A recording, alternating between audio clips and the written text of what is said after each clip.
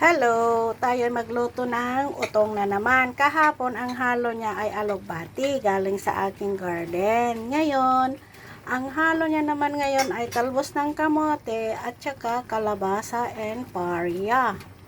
Galing naman dito sa malaking garden namin.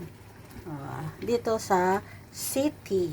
Kaya, ang sarap naman ang ulam namin, with karabasa, ampalaya, and talbos ng kamoteng lanot.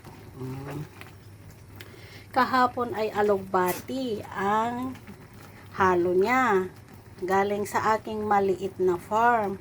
Ito ngayon, galing naman dito sa malaking farm. Diba? Sarap ano?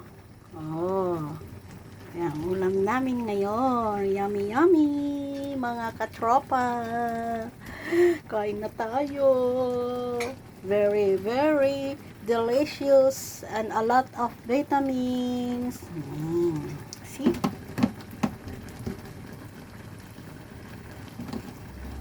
Matigas pa yung kanyang kamote, kaya yan muna.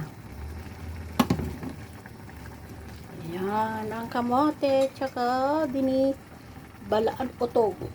Ito yung monmonika na sinasabi nila sa Pilipinas. Yan. Yan. Monmonika. Yung mga hindi nagtatanim ng mga utong, hindi nyo alam ito. Pero yung katulad kong nagtatanim, alam nitong ulam. Ano? Ayan na si Lukong, kumakain na siya, gutom na. Tsaka yung ulam namin na ano yan.